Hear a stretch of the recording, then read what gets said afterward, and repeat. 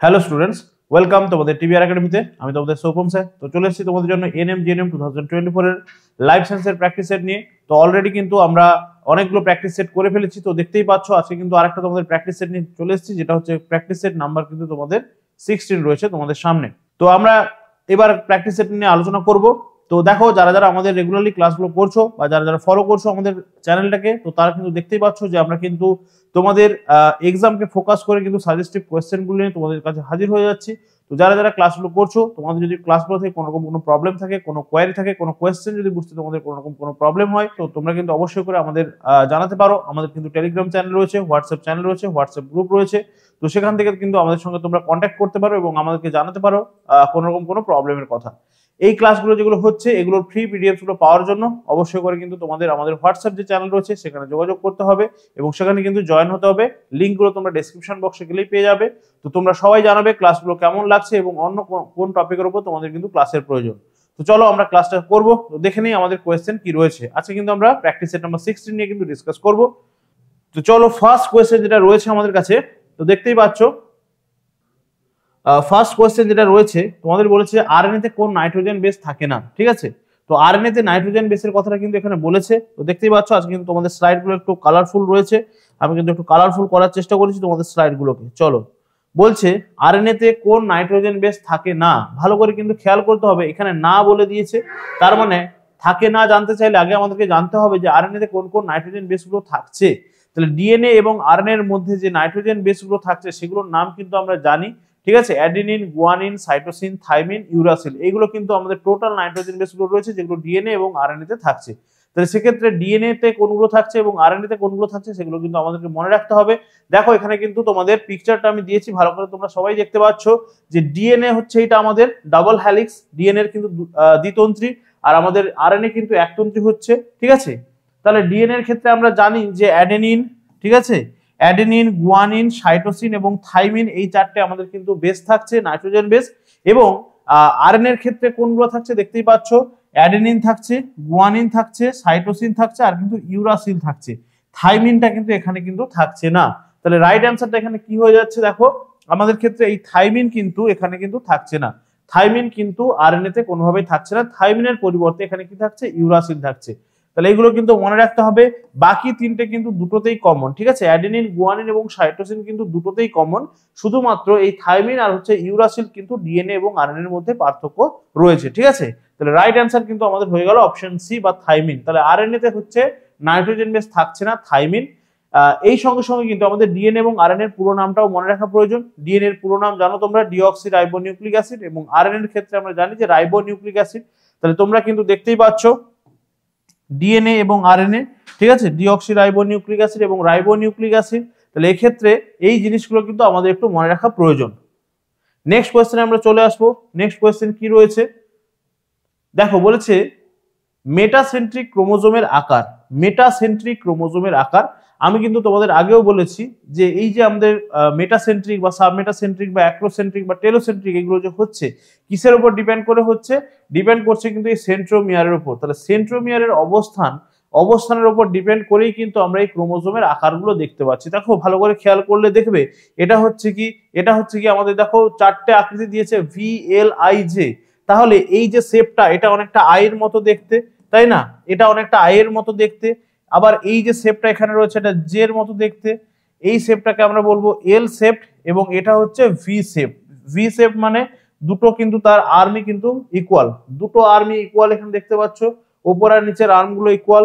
এইখানে দেখো একটা আর্ম কিন্তু একটু লং আর একটা আর্ম কিন্তু ছোট। ঠিক আছে, এবং এখানে দেখো জের যেটা শেপটা হচ্ছে সে একদম একটা খুব বেশি আর একটা কিন্তু খুব কম রয়েছে, আর আই দেখো একবারে একদিকেই রয়েছে। তাহলে এইরকম নাম দিয়ে কিন্তু আমাদের দেখো এটা একদম টেলের দিকে রয়েছে, তো সেই জন্য এটার নাম হয়ে যাচ্ছে আমাদের টেলোসেন্ট্রিক। এটা দেখো একদম টেলের কাছাকাছি রয়েছে, অ্যাক্রোসেন্ট্রিক। এটা মাঝামাঝি মোটামুটি রয়েছে, তাহলে এটা সাবমেটাসেন্ট্রিক। আর এটা একদম মাঝামাঝি রয়েছে, তো সেই জন্য এটার নাম হচ্ছে মেটাসেন্ট্রিক। তাহলে রাইট অ্যান্সার এখানে কি হয়ে যাবে, রাইট অ্যান্সার দেখো বলছে মেটাসেন্ট্রিক ক্রোমোজোম। তাহলে মেটাসেন্ট্রিক আমরা দেখতেই পাচ্ছি যে মেটাসেন্ট্রিক ক্রোমোজোম কিন্তু কি আকৃতির হয়ে যাচ্ছে, ভি আকৃতির হয়ে যাচ্ছে মেটাসেন্ট্রিক ক্রোমোজোমটা। মেটাসেন্ট্রিক মানে যেটা একদম আমাদের সেন্ট্রোমিয়ারটা কোথায় থাকছে, ক্রোমোজোমের একদম সেন্টারে অবস্থান করছে। ঠিক আছে, ক্রোমোজোমের একদম সেন্টারে যখন অবস্থান করছে সেটাকে আমরা বলছি মেটাসেন্ট্রিক। তার আকারটা হয়ে যাচ্ছে ভি আকৃতি, ঠিক আছে? ভালো করে একটু খেয়াল করো, দেখো এখানে যে পি আর্ম আর কিউ আর্ম রয়েছে, পি আর্ম এবং কিউ আর্ম দুটোর কিন্তু লেন্থ কিন্তু ইকুয়াল, ঠিক আছে? পি এবং কিউ আর্মের যে লেন্থ রয়েছে এটা কিন্তু একদম ইকুয়াল হবে, ঠিক আছে? তাহলে ভালো করে কিন্তু এই শেপগুলো আমাদেরকে মনে রাখতে হবে, কোনটা হচ্ছে মেটাসেন্ট্রিক, কোনটা সাবমেটাসেন্ট্রিক, কোনটা অ্যাক্রোসেন্ট্রিক এবং কোনটা টেলোসেন্ট্রিক, ঠিক আছে? ডিপেন্ড করছে কার উপরে? ডিপেন্ড করছে সেন্ট্রোমিয়ারের উপর ডিপেন্ড করে কিন্তু এই আকারগুলো হচ্ছে, ঠিক আছে? চলো নেক্সট কোয়েশ্চেন আমরা চলে আসছি। নেক্সট কোয়েশ্চেন কি রয়েছে আমাদের কাছে? ওকে, বলেছে মানুষের প্রতিটি দেহকোষে অটোজোমের সংখ্যা। তাহলে আমরা জানি আমাদের মানব শরীরে টোটাল কতগুলো ক্রোমোজোম থাকছে, তাহলে সেক্ষেত্রে অটোজোম এবং সেক্স ক্রোমোজোম বা অ্যালোজোম আমাদের রয়েছে। আমরা জানি আমাদের যে ডিপ্লয়েড সেট রয়েছে 2n = কত হচ্ছে? 2n = আমরা জানি 46, ঠিক আছে? 2n = আমরা জানি 46। তাহলে এই 46 এর মধ্যে আবার দু ধরনের ক্রোমোজোম রয়েছে, ঠিক আছে? একটা হচ্ছে অটোজোম আর একটা হচ্ছে অ্যালোজোম। তাহলে অটোজোম বা সেক্স ক্রোমোজোম, অ্যালোজোম, ঠিক আছে? সেক্স ক্রোমোজোম, ঠিক আছে? আর এখানে হয়ে যাচ্ছে আমাদের অটোজোম, ঠিক আছে? অটোজোম কত হচ্ছে এবং সেক্স ক্রোমোজোম কত হচ্ছে বা অ্যালোজোম কত হচ্ছে সেটা আমাদেরকে খেয়াল রাখতে হবে। তাহলে এখানে অটোজোম আমাদের হয়ে যাচ্ছে কত? 44, আর সেক্স ক্রোমোজোম হয়ে যাচ্ছে 2। টোটাল কিন্তু আমাদের 46 বা 23 জোড়া, 23 পেয়ার থাকছে আমাদের। তার সঙ্গে সঙ্গে 44 এবং 2 কিন্তু আমাদের হয়ে যাচ্ছে এইভাবে ডিভিশনটা। তাহলে এখানে আমাদের বলেছে অটোজোমের সংখ্যা চেয়েছে, তাহলে অটোজোমটা কত রয়েছে আমাদের? আমরা দেখতেই পাচ্ছি 44, ঠিক আছে? অটোজোম হয়ে যাচ্ছে কিন্তু আমাদের 44 সংখ্যাটা হয়ে যাচ্ছে 44টা। যদি আমাদের পেয়ার বলে তখন আমরা বলবো 22 পেয়ার, ঠিক আছে? আর হচ্ছে গিয়ে কি, এই 46 হচ্ছে আমাদের টোটাল ক্রোমোজোম নাম্বার, 46 হচ্ছে আমাদের টোটাল ক্রোমোজোম নাম্বার। আর পেয়ারে বলতে গেলে আমরা বলবো 23 পেয়ার, ঠিক আছে? ভালো করে কিন্তু নাম্বারগুলো মনে রাখতে হবে, কতগুলো থাকছে সংখ্যাগুলো এবং কত পেয়ার থাকছে সেটাও কিন্তু আমাদেরকে খেয়াল রাখতে হবে। চলো নেক্সট কোয়েশ্চেন আমরা চলে যাব। নেক্সট কোয়েশ্চেন কি রয়েছে আমাদের কাছে? কোয়েশ্চেন নাম্বার 4 বলছে বহির্নিষেককারী একটি প্রাণী হলো। তাহলে বহির্নিষেককারী ব্যাপারটা কি? তাহলে বহির্নিষেক এবং অন্তর্নিষেক দুটো কিন্তু এখানে আমাদের জানতে হচ্ছে। বহির্নিষেক মানে সেই সমস্ত প্রাণী, যে সমস্ত প্রাণীর নিষেক বা ফার্টিলাইজেশনটা, ঠিক আছে, স্পার্ম আর ওভামের মধ্যে যে ফার্টিলাইজেশনটা হচ্ছে সেটা কিন্তু তাদের দেহের বাইরে ঘটছে, ঠিক আছে? তাহলে যে সমস্ত প্রাণীদের ফার্টিলাইজেশন বা নিষেক প্রক্রিয়াটা তাদের দেহের বাইরে ঘটছে তাদেরকে আমরা বলছি বহির্নিষেককারী প্রাণী। আর যে সমস্ত প্রাণীর ক্ষেত্রে তাদের এই নিষেক প্রক্রিয়াটা বা ফার্টিলাইজেশন প্রক্রিয়াটা, প্রসেসটা, এটা তাদের দেহের মধ্যেই ঘটছে, তাদেরকে আমরা বলছি অন্তর্নিষেক, ঠিক আছে? তাহলে এখানে আমরা দেখে নেব যে বহির্নিষেককারী প্রাণী কোনটা, কোন প্রাণীর ক্ষেত্রে এই ফার্টিলাইজেশন প্রক্রিয়াটা বা নিষেক প্রক্রিয়াটা দেহের বাইরে ঘটছে। তাহলে অপশনগুলো কি কি রয়েছে দেখো, অপশনগুলো দেওয়া রয়েছে মানুষ, ব্যাঙ, টিকটিকি নাকি পায়রা। তাহলে তোমরা বুঝতেই পারছো যে কার ক্ষেত্রে এই বহির্নিষেক দেখা যাচ্ছে। আমরা জানি মানুষের ক্ষেত্রে কিন্তু নিষেক প্রক্রিয়াটা আমাদের দেহের মধ্যেই ঘটছে, অন্তর্নিষেক ঘটছে, ঠিক আছে? দেহের বাইরে কিন্তু নিষেক প্রক্রিয়া ঘটছে না। আবার পায়রার ক্ষেত্রে আমরা জানি পায়রার ক্ষেত্রেও কিন্তু দেহের মধ্যেই নিষেক প্রক্রিয়াটা ঘটছে, কোনোভাবেই কিন্তু বাইরে নিষেক প্রক্রিয়া ঘটছে না, ঠিক আছে? টিকটিকিরও কিন্তু সেই সেম। তাহলে এখানে একমাত্র ব্যাঙ এমন একটা প্রাণী যার কিন্তু বহির্নিষেক ঘটছে, যার কিন্তু বহির্নিষেক ঘটছে। মনে রাখবে মাছের ক্ষেত্রেও কিন্তু বহির্নিষেক ঘটে, ঠিক আছে? মাছের ক্ষেত্রেও কিন্তু বহির্নিষেক ঘটছে। তাহলে তোমরা এখানে যেটা পিকচারটা দেখতে পাচ্ছ ভালো করে খেয়াল করে দেখো, এখানে কি রয়েছে? প্রথমে হচ্ছে গিয়ে ফার্টিলাইজড এগটা কিন্তু এখানে দেখতে পাচ্ছ, তারপরে কিন্তু কিভাবে লাইফ সাইকেলটা একটা ফ্রগের রান করছে, একটা ব্যাঙের লাইফ সাইকেলটা কিভাবে রান করছে সেটা কিন্তু এখানে দেওয়া রয়েছে, ঠিক আছে? তাহলে দেখো এখানে কিন্তু এটা ফার্টিলাইজ হওয়ার পরে এখান থেকে ধীরে ধীরে কিন্তু একটা আমরা দেখতে পাচ্ছি টেডপোল কিভাবে আসছে, আর্লি টেডপোল। তাদের ক্ষেত্রে কিন্তু দেখতে পাচ্ছি আমরা গিল রয়েছে বা যেটাকে আমরা ফুলকা বলি, ঠিক আছে? ফুলকা রয়েছে, এবং ফুলকা কিন্তু আমরা জানি যে ব্যাঙের ক্ষেত্রে ফুলকা এবং ফুসফুস দুটোর সাহায্যে কিন্তু তারা শ্বাসকার্য চালাচ্ছে। যখন তারা কিন্তু আর্লি স্টেজে থাকছে, তার মানে টেডপোল স্টেজ থাকছে, ব্যাঙাচি অবস্থায় থাকছে, তখন কিন্তু তাদের শরীরে ফুলকা থাকছে এবং তার সঙ্গে সঙ্গে ল্যাজ থাকছে, ঠিক আছে? কিন্তু যখন তারা অ্যাডাল্ট হয়ে যাচ্ছে, অ্যাডাল্টের ক্ষেত্রে কিন্তু এই ল্যাজ বা ফুলকা কোনোটাই থাকছে না, তখন তাদের কিন্তু ফুসফুস ডেভেলপ বা লাংস কিন্তু ডেভেলপ করে যাচ্ছে, ঠিক আছে? তাহলে এই টেডপোল গুলো দেখো কিভাবে থাকছে, এবং তারপরে কিন্তু এইভাবে তাদের কিন্তু মাউথ এবং স্কিন কিন্তু গ্রো করছে। তার সঙ্গে সঙ্গে কিন্তু এই যে সামনে দেখো পা গুলো ধীরে ধীরে কিন্তু গ্রো করছে, এবং পরবর্তী ক্ষেত্রে তাদের দেখো যে ল্যাজটা কিন্তু বিলুপ্ত হয়ে যাচ্ছে, ঠিক আছে। ল্যাজটা বিলুপ্ত হয়ে যাওয়ার পরে কিন্তু এই অ্যাডাল্ট ফ্রগ হচ্ছে যার শরীরে কিন্তু ল্যাজ থাকছে না এবং তার সঙ্গে সঙ্গে কিন্তু কোনো ফুলকা থাকছে না, তার শরীরে কিন্তু লাংস ডেভেলপ করে যাচ্ছে। তাহলে ব্যাঙ হচ্ছে বহির্নিষেক সম্পন্নকারী একটা প্রাণী এবং তার কিন্তু লাইফ সাইকেলটা এইভাবে কিন্তু রান করছে, ভালো করে কিন্তু তোমরা ছবিতে দেখতে পাচ্ছ, ঠিক আছে।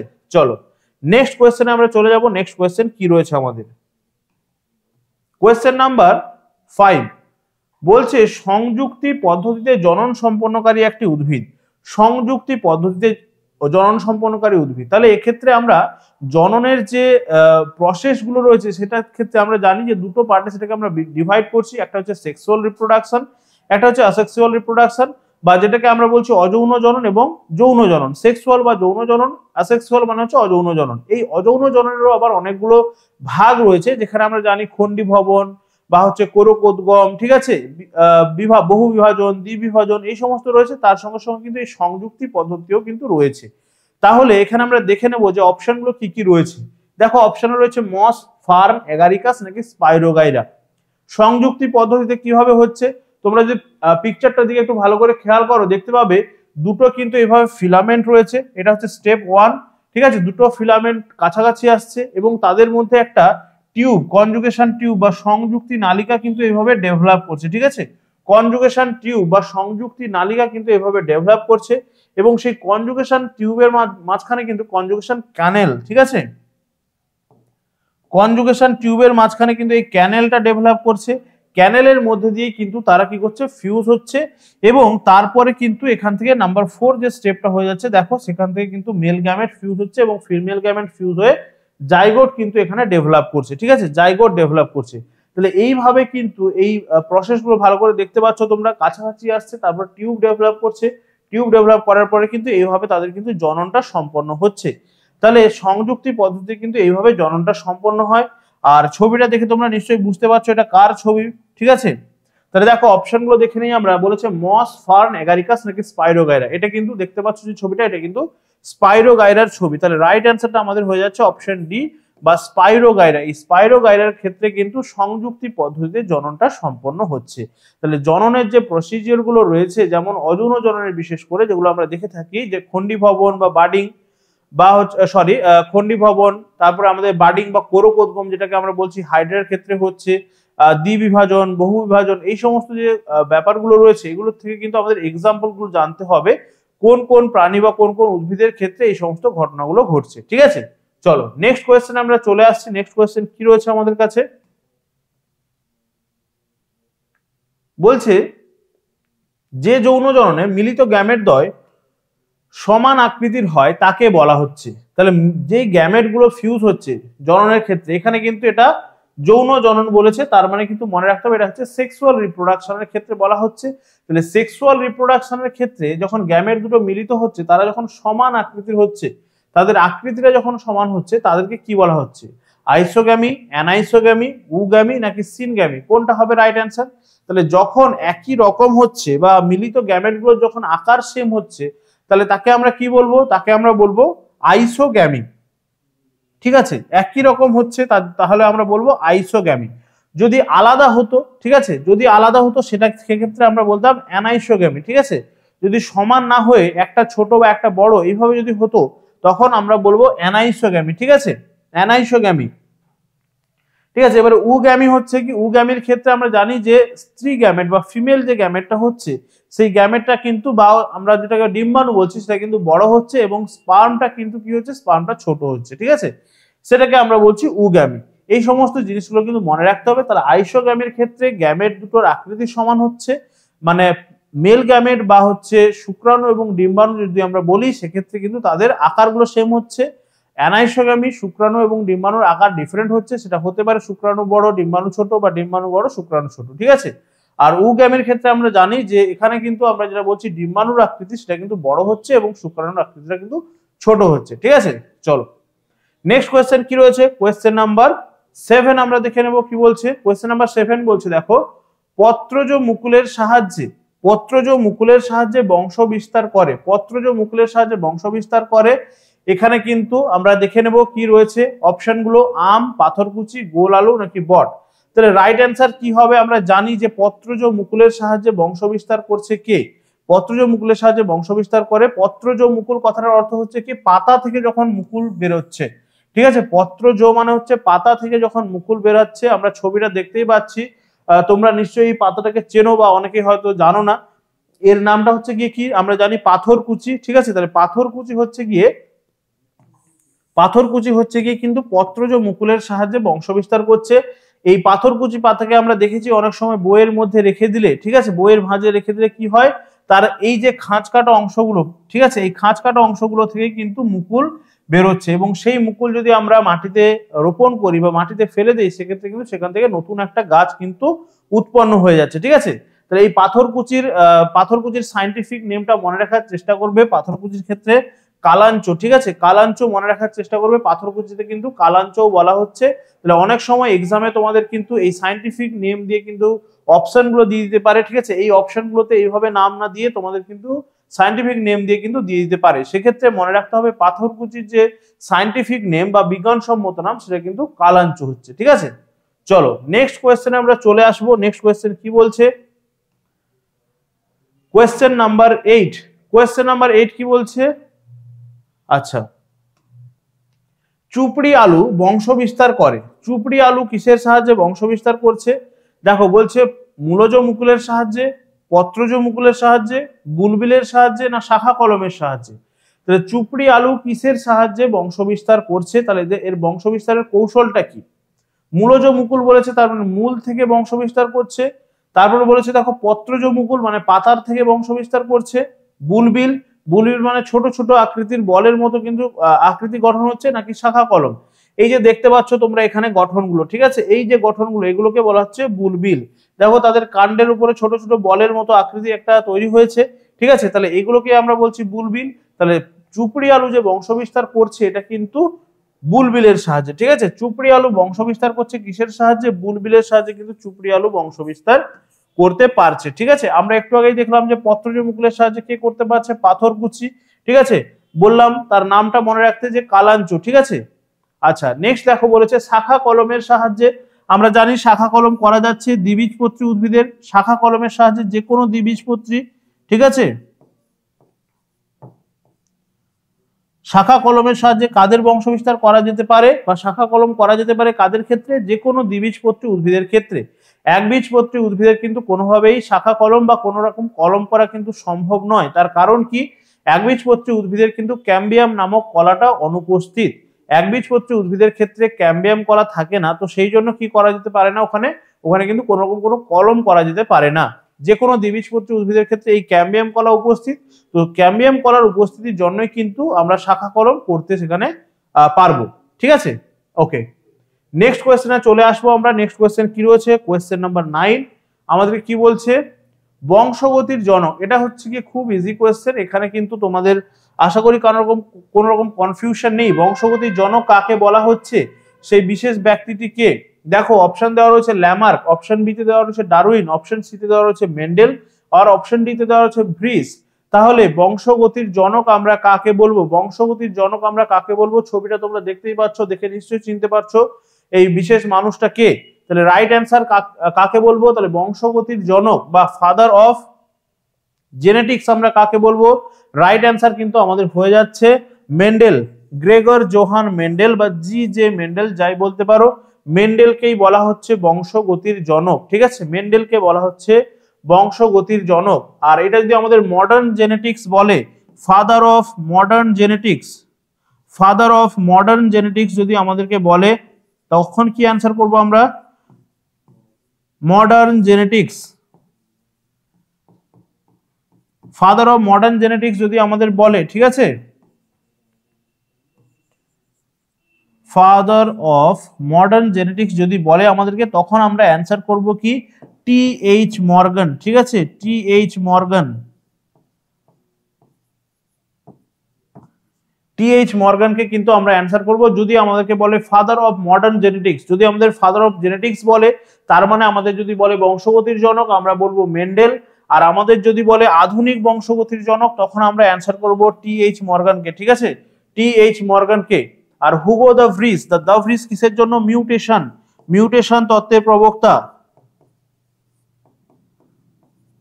মিউটেশন তত্ত্বের প্রবক্তা বা মিউটেশন তত্ত্বের জনক আমরা বলবো হুগো দ্য ভ্রিসকে। ঠিক আছে, মিউটেশন তত্ত্বের প্রবক্তা আমরা বলবো হুগো দ্য ভ্রিসকে। ডারউইন কিসের জন্য বিখ্যাত? ডারউইন কিসের জন্য বিখ্যাত তিনি আমরা জানি যে ডারউইন বংশগতির যে সূত্র রয়েছে আমাদের যোগ্যতমের উদ্বর্তন, এই যোগ্যতমের উদ্বর্তনের সূত্র কিন্তু দিয়েছিলেন ডারউইন। যোগ্যতমের উদ্বর্তনের সূত্র দিয়েছেন ডারউইন। ডারউইনের যে বইটা রয়েছে সেটা আমাদেরকে মনে রাখতে হবে, on the origin of species by means of natural selection. On the origin of species by means of natural selection. ঠিক আছে, on the origin of species by means of natural selection. তার সঙ্গে সঙ্গে মনে রাখতে হবে তার যে বইটা রয়েছে, তার বইটা কত সালে পাবলিশ হয়েছিল? 1859। ঠিক আছে, 1859 কিন্তু তার এই বইটা পাবলিশ হয়েছিল। তিনি গ্যালাপাগোস দ্বীপপুঞ্জে গিয়ে কিন্তু তার গবেষণাটা চালিয়েছিলেন। ঠিক আছে, HMS বিগল নামক একটা জাহাজে। ঠিক আছে, HMS বিগল নামক একটা জাহাজে করে কিন্তু গিয়েছিলেন গ্যালাপাগোস দ্বীপপুঞ্জে এবং সেখানে কিন্তু তার গবেষণাগুলো কিন্তু তিনি চালিয়েছিলেন। এইগুলো কিন্তু ডারউইনের ব্যাপারে ইনফরমেশনগুলো ভালো করে মনে রাখতে হবে আমাদেরকে। ল্যামার্ক কি বলছেন? ল্যামার্ক বলছেন কি? ল্যামার্ক বলছেন তার যে কি হচ্ছে অর্জিত বৈশিষ্ট্যের বংশানুসরণের সূত্র। অর্জিত বৈশিষ্ট্যের বংশানুসরণ তার মানে যে কোনো বৈশিষ্ট্য সেটা কিন্তু তার পূর্ববর্তী যে জনু রয়েছে বা তার পিতামাতার দেহ থেকে কিন্তু তার সন্তানের দেহে কিন্তু সঞ্চারিত হচ্ছে। ঠিক আছে, এই যে তত্ত্বটা তিনি দিয়েছিলেন তাকে বলছি আমরা ল্যামার্ক। চলো নেক্সট কোয়েশ্চেনে আমরা চলে আসবো। নেক্সট কোয়েশ্চেন কি রয়েছে আমাদের কাছে? Question number 10।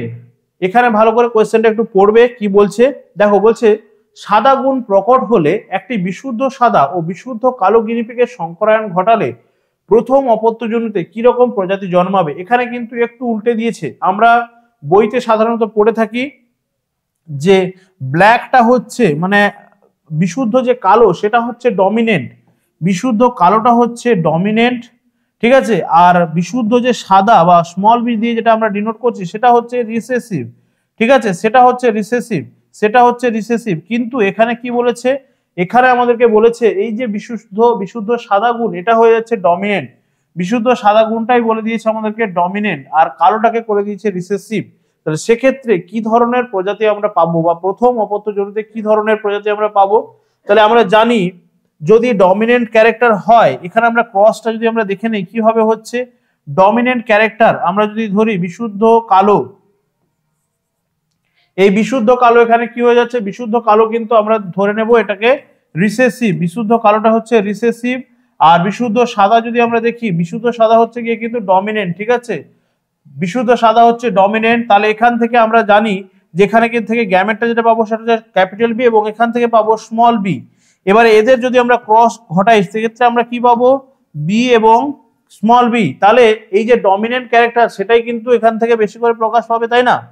ডমিনেন্ট ক্যারেক্টার বেশি করে প্রকাশ পাচ্ছে যেহেতু এখানে স্মল বিটা ডমিনেন্ট রয়েছে, তাহলে ডমিনেন্ট ক্যারেক্টারই আমরা জানি যে প্রকাশ পাবে। সেক্ষেত্রে বিশুদ্ধ সাদাটা হয়ে যাবে কিন্তু এখানে আমাদের রাইট অ্যান্সার। বিশুদ্ধ সাদাটা কিন্তু এখানে হয়ে যাবে রাইট অ্যান্সার।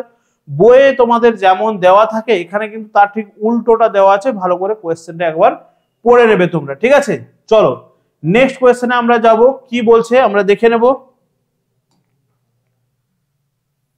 কোয়েশ্চেন নাম্বার 11 তোমাদের কি বলেছে?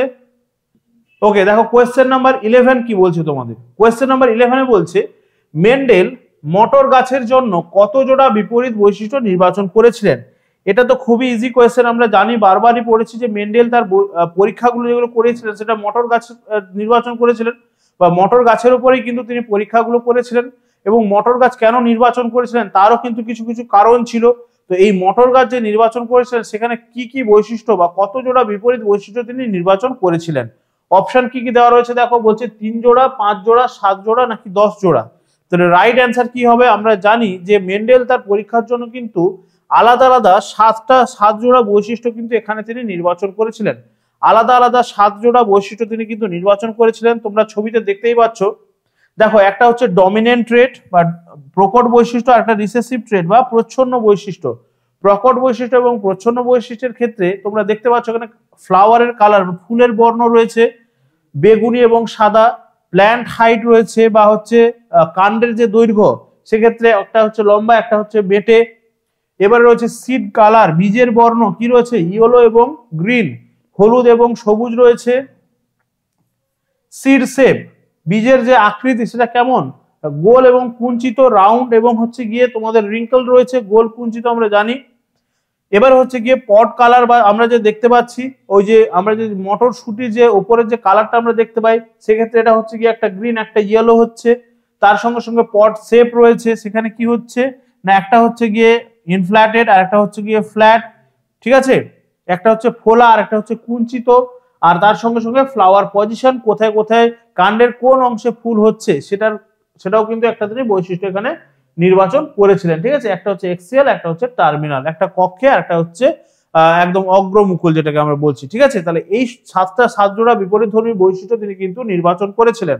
এই 7 জোড়া বৈশিষ্ট্যই কিন্তু আমাদেরকে ভালো করে মনে রাখতে হবে। মেন্ডেলের যে পরীক্ষাটা সেটা কিন্তু খুব ভালো করে আমাদেরকে মনে রাখতে হবে। মেন্ডেলের প্রত্যেকটা ছোট ছোট জিনিসও মনে রাখতে হবে আমাদেরকে, কেন নির্বাচন করেছিলেন, কোন কোন বৈশিষ্ট্য নির্বাচন করেছিলেন এবং তিনি কোন পরীক্ষা থেকে কোন সূত্র দিয়েছিলেন, ঠিক আছে। একসংখ্য জননের জন্য কোন সূত্র দিয়েছিলেন তার সূত্রটা, এবং দ্বিসংখ্য জননের জন্য তিনি কোন সূত্র দিয়েছিলেন, তার সঙ্গে সঙ্গে একসংখ্য জননের ফিনোটাইপিক জিনোটাইপিক রেশিওটা এবং দ্বিসংখ্য জননের ফিনোটাইপিক এবং জিনোটাইপিক রেশিও, এগুলো কিন্তু খুব ভালো করে আমাদেরকে মনে রাখতে হবে। চলো নেক্সট কোয়েশ্চেন কি রয়েছে আমাদের কাছে, কোয়েশ্চেন নাম্বার 12। কোয়েশ্চেন নাম্বার 12 কি বলছে, বন্দিপুর অভয়ারণ্য কোথায় অবস্থিত? বন্দিপুর অভয়ারণ্য কোথায় অবস্থিত? তাহলে রাইট অ্যান্সার কি হবে? অপশনগুলো দেখো, বলছে গুজরাট, অপশন বি তে বলছে রাজস্থান, অপশন সি তে বলছে ওড়িশা, অপশন ডি তে বলছে কর্ণাটক। তাহলে বন্দিপুর যে অভয়ারণ্য সেটা কোথায় রয়েছে? বন্দিপুর অভয়ারণ্যের লোকেশনটা হচ্ছে আমরা জানি যে কর্ণাটক, কর্ণাটকে রয়েছে কিন্তু আমাদের বন্দিপুর অভয়ারণ্য, ঠিক আছে। গুজরাটে আমরা জানি গির অরণ্য রয়েছে, যেখানে কিন্তু আমরা লায়ন বা হচ্ছে আমাদের ভারতবর্ষের কিন্তু সেখানে সিংহকে সংরক্ষণ করা হচ্ছে, ঠিক আছে, লায়ন সংরক্ষণ করা হচ্ছে। তার সঙ্গে সঙ্গে ওড়িশা হচ্ছে বিখ্যাত কিসের জন্য? ভিতরকণিকা, ওড়িশাতে রয়েছে ভিতরকণিকা বা শিমলিপাল। ভিতরকণিকা কিন্তু কুমির সংরক্ষণের জন্য বিখ্যাত। এই সমস্ত ইনফরমেশন গুলো কিন্তু আমাদেরকে ভালো করে খেয়াল রাখতে হবে। তাহলে বন্দিপুর হচ্ছে কর্ণাটকে রয়েছে। নেক্সট কোয়েশ্চেন কি রয়েছে দেখো, কোয়েশ্চেন নাম্বার 13 বলছে টেস্ট ক্রসের সাহায্যে আমরা প্রজাতির কি জানতে পারি? তাহলে টেস্ট ক্রস এবং ব্যাক ক্রস যেগুলো রয়েছে আমাদেরকে ভালো করে খেয়াল রাখতে হবে। টেস্ট ক্রস মানে কি? আমরা জানি যে প্রথম অপত্য জনুর সঙ্গে, ঠিক আছে, প্রথম অপত্য জনুর সঙ্গে যখন তার কি হচ্ছে না রিসেসিভ ট্রেড বা হচ্ছে প্রচ্ছন্ন বৈশিষ্ট্যের সংকরায়ন ঘটানো হচ্ছে, সেক্ষেত্রে এটাকেই আমরা বলছি টেস্ট ক্রস। সেক্ষেত্রে এটাকেই আমরা বলছি কি টেস্ট ক্রস। আর যদি আমরা ব্যাক ক্রস বলি তখন কি হচ্ছে? ব্যাক ক্রসের ক্ষেত্রে আমরা জানি যে প্রথম অপত্য জনুর সঙ্গে তা আইদার হচ্ছে গিয়ে আমরা রিসেসিভ অর কি করব, অর হচ্ছে গিয়ে ডমিনেন্ট, যে কোনো একটা যখন ক্রস ঘটাচ্ছি সেটাকে আমরা বলছি ব্যাক ক্রস। এটা হয়ে যাচ্ছে আমাদের টেস্ট ক্রস, এটা হচ্ছে আমাদের টেস্ট ক্রস এবং এটা হয়ে যাচ্ছে কিন্তু আমাদের ব্যাক ক্রস। টেস্ট ক্রসের ক্ষেত্রে মনে রাখতে হবে শুধুমাত্র কিন্তু রিসেসিভ ট্রেড বা হচ্ছে প্রচ্ছন্ন বৈশিষ্ট্যটা থাকবে। ব্যাক ক্রসের ক্ষেত্রে যে কোনো একটা থাকতে পারে, প্রকট বা প্রচ্ছন্ন, ঠিক আছে। তাহলে ভালো করে খেয়াল করো, বলছে টেস্ট ক্রসের সাহায্যে আমরা প্রজাতির কি জানতে পারি? অপশনগুলো দেওয়া রয়েছে দেখো, প্রজাতির ফিনোটাইপ, প্রজাতির জিনোটাইপ, প্রজাতির ফিনোটাইপ এবং জিনোটাইপ দুটোই নাকি কোনোটাই নয়। তাহলে রাইট অ্যান্সার হচ্ছে গিয়ে টেস্ট ক্রসটা আমরা করি প্রজাতির জিনোটাইপ রেশিওটা জানার জন্য বা প্রজাতির জিনোটাইপটা কেমন সেটা জানার জন্য কিন্তু আমরা এই টেস্ট ক্রসটা করছি, ঠিক আছে। চলো নেক্সট কোয়েশ্চেন আমরা এগিয়ে যাব। তাহলে নেক্সট কোয়েশ্চেন কি বলছে, কোয়েশ্চেন নাম্বার 14 আমাদের আজকের সেটের সেকেন্ড লাস্ট কোয়েশ্চেন। বলছে নিচের কোনটি কন্যা সন্তানের ক্রোমোজোম? তাহলে মানুষের ক্ষেত্রে কন্যা সন্তানের ক্রোমোজোম বা স্ত্রী দেহে কোন কোন ক্রোমোজোম থাকে সেটা কিন্তু আমাদেরকে জানতে হবে। অটোজোমটা কিন্তু সেম থাকছে, অটোজোম আমরা একটু আগে দেখলাম যে 44টা কিন্তু আমাদের অটোজোম থাকছে। পার্থক্যটা কোথায় থাকছে? পার্থক্য থাকছে সেক্স ক্রোমোজোমের ক্ষেত্রে। তাহলে সেক্স ক্রোমোজোমটা কিন্তু পুরুষ এবং স্ত্রী দেহের ক্ষেত্রে ডিফারেন্ট হচ্ছে। তাহলে যেহেতু এখানে আমাদেরকে কন্যা সন্তান বলেই দিয়েছে, তাহলে দেখে নেব আমাদের কন্যা সন্তানের ক্ষেত্রে আমাদের কোন ক্রোমোজোম থাকছে বা সেক্স ক্রোমোজোম গুলো কি ধরনের হচ্ছে। বলছে দেখো এক্স ওয়াই রয়েছে, এক্স এক্স রয়েছে এবং ওয়াই ওয়াই রয়েছে, নাকি কোনোটাই নয়। তাহলে আমরা জানি যে স্ত্রী দেহের ক্ষেত্রে যে সেক্স ক্রোমোজোমটা থাকছে সেটা কিন্তু হোমোলোগাস হচ্ছে এবং এটা কিন্তু এক্স এক্স, ঠিক আছে, এক্স এক্স ক্রোমোজোম কিন্তু এখানে আমাদের থাকছে এবং মেল বডিতে কোনটা থাকছে? এক্স ওয়াই, ঠিক আছে, এক্স ওয়াই কিন্তু থাকছে মেল বডিতে, আর ফিমেল বডিতে থাকছে এক্স এক্স। এবং এই যে পার্থক্যটা কিসের জন্য হচ্ছে আমরা দেখতে পাচ্ছি যে এক্স ওয়াই রয়েছে এবং এক্স এক্স রয়েছে, এটা হচ্ছে ফিমেলদের ক্ষেত্রে ফিমেল, আর এটা হচ্ছে মেলদের বডিতে থাকছে এক্স ওয়াই। এবং এই ওয়াই যে জিনটা আমরা দেখতে পাচ্ছি, এই ওয়াই ক্রোমোজোম যেটা দেখতে পাচ্ছি, এই ওয়াই ক্রোমোজোমের মধ্যে কিন্তু টিডিএফ ফ্যাক্টর থাকছে, ঠিক আছে, টিডিএফ ফ্যাক্টর থাকছে, যেটাকে আমরা বলছি টেস্টিস ডিটারমাইনিং ফ্যাক্টর। এই টিডিএফ ফ্যাক্টরটা থাকার জন্য কিন্তু, ঠিক আছে, এই টিডিএফ ফ্যাক্টর থাকার জন্য কিন্তু এখানে আমাদের ওয়াই ক্রোমোজোমটা কিন্তু মেল যে ক্যারেক্টারিস্টিক্স গুলো রয়েছে বা মেল প্রপার্টিজ গুলো রয়েছে সেগুলো কিন্তু ডেভেলপ করতে সাহায্য করছে। এই ওয়াই জিনের মধ্যে যে মেল প্রপার্টিজ গুলো বা মেল আমাদের যে মেল ক্যারেক্টার গুলো আমরা দেখি সেটা কিন্তু এই ওয়াই ক্রোমোজোমের কারণেই। আরেকটা জিনিস আমরা মনে রাখবো, যেটা হচ্ছে মেল এই যে ওয়াই ক্রোমোজোমে, এটাকে আমরা কি বলছি, ওয়াই ক্রোমোজোমটাকে হোলান্ড্রিক জিন বলছি, যেগুলো আমরা যে কানের লতি চুল বা এই সমস্ত যে ঘটনাগুলো দেখতে পাচ্ছি সেটা কিন্তু ওয়াই ক্রোমোজোমের কারণে হচ্ছে। আর এক্স ক্রোমোজোমে থাকছে কিন্তু বার বডি, এটা আমাদেরকে মনে রাখতে হবে। তাহলে দেখো নিচের কোনটি কন্যা সন্তানের ক্ষেত্রে হচ্ছে, তাহলে এটা হচ্ছে এক্স এক্স থাকছে, এটা হচ্ছে ফিমেল বডিতে। ওকে, নেক্সট আমাদের আজকের সেটের last question, last but not list, কি বলছে দেখো, বলছে নিচের কোনটি লুপ্তপ্রায় অঙ্গ নয়। লুপ্তপ্রায় অঙ্গ নয় কোনটা বলেছে আমাদেরকে ভালো করে খেয়াল রাখতে হবে। এখানে কিন্তু 9 দেওয়া রয়েছে। অপশনগুলো কি কি দেওয়া রয়েছে দেখো, কর্ণছত্রের পেশি, কক্সিস, নিকটিটেটিং মেমব্রেন বা নিকটিটেটিং পর্দা এবং সিকাম রয়েছে।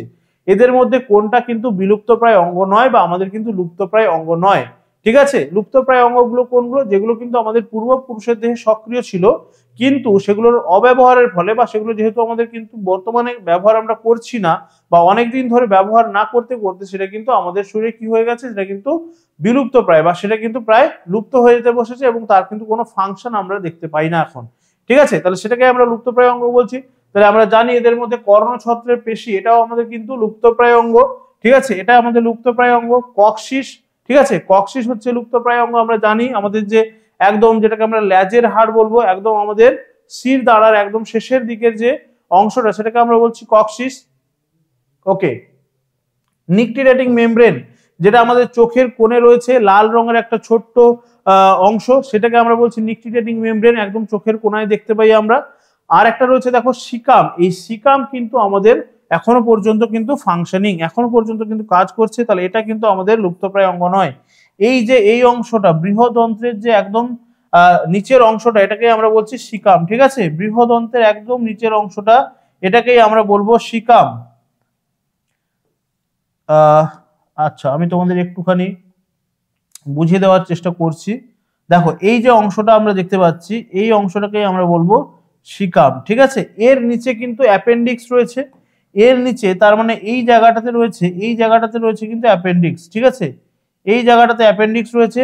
এই অ্যাপেন্ডিক্স কিন্তু আবার আমাদের একটা লুপ্তপ্রায় অঙ্গ, যেটা আমি তোমাদের পার্পল কালার দিয়ে করলাম, ভায়োলেট কালারের, ওটা হচ্ছে সিকাম। আর যেটা তোমরা দেখতে পাচ্ছ একটু রেড কালার রয়েছে, সরি তোমাদের অরেঞ্জ কালারের যেটা রয়েছে সেটা কিন্তু তোমাদের এখানে রয়েছে অ্যাপেন্ডিক্স। তাহলে এই অ্যাপেন্ডিক্স কিন্তু হচ্ছে তোমাদের লুপ্তপ্রায় অঙ্গ, কিন্তু সিকাম যেটা, সিকাম কিন্তু আমাদের এখনো ফাংশনিং, তাহলে এটা কিন্তু লুপ্তপ্রায় অঙ্গ নয়, ঠিক আছে। এটা কিন্তু আমাদেরকে ভালো করে খেয়াল রাখতে হবে। চলো, তাহলে এখানে আমাদের রাইট অ্যান্সারটা কি হয়ে যাচ্ছে, রাইট অ্যান্সার হয়ে যাচ্ছে আমাদের সিকাম। সিকাম কিন্তু আমাদের লুপ্তপ্রায় অঙ্গ নয়। তাহলে আজকে কিন্তু এই পর্যন্তই ছিল, এই কোয়েশ্চেনগুলো তোমাদের আজকে সেটে ছিল 15টা কোয়েশ্চেন, তো আজকে এই পর্যন্তই রয়েছে। তো এরপরে কিন্তু তোমরা পেয়ে যাচ্ছ আজকে সে কোয়েশ্চেনগুলোর অ্যান্সার কিটা এখানে কিন্তু তোমরা পেয়ে যাচ্ছ, ঠিক আছে। অ্যান্সার কিটা তোমরা এখানে কিন্তু পেয়ে যাচ্ছ, প্রত্যেকটা কোয়েশ্চেনের কিন্তু অ্যান্সার এখানে তোমাদের সুন্দরভাবে দেওয়া রয়েছে। তোমরা কিন্তু নিজেরা এগুলোকে প্র্যাকটিস করতে পারবে, বারবার কিন্তু রিভাইজ করতে হবে, সামনে যেহেতু তোমাদের পরীক্ষা চলে আসছে, তো অবশ্যই করে কিন্তু তোমরা রিভাইজ করবে। এবং এই যে ক্লাসগুলো হচ্ছে, এই ক্লাসের পিডিএফ গুলো পাওয়ার জন্য, এই ক্লাসের পিডিএফ গুলো পাওয়ার জন্য অবশ্যই করে কিন্তু তোমাদেরকে আমাদের হোয়াটসঅ্যাপ যে গ্রুপ রয়েছে সেখানে তোমাদেরকে জয়েন করতে হবে। লিঙ্কগুলো তোমরা কিন্তু ডেসক্রিপশন বক্সে গেলেই পেয়ে যাবে, সেখান থেকে তোমরা আমাদের হোয়াটসঅ্যাপ গ্রুপটাতে জয়েন করবে, আমাদের টেলিগ্রাম চ্যানেল রয়েছে সেখানে জয়েন করবে এবং আমাদের কিন্তু হোয়াটসঅ্যাপ চ্যানেল রয়েছে সেখানে তোমরা জয়েন করবে। ক্লাস থেকে কোনো রকম কোনো কোয়ারি থাকলে, কোনো রকম কোনো সমস্যা থাকলে অবশ্যই করে জানাতে পারো, অবশ্যই করে তোমাদের কিন্তু সেগুলো সলভ করে দেওয়ার চেষ্টা করা হবে। তো আজকে এই পর্যন্তই, নেক্সট ক্লাসে তোমাদের সঙ্গে সবার সঙ্গে দেখা হচ্ছে। সবাই ভালো থাকবে, প্র্যাকটিস করতে থাকো, টাটা, থ্যাংক ইউ।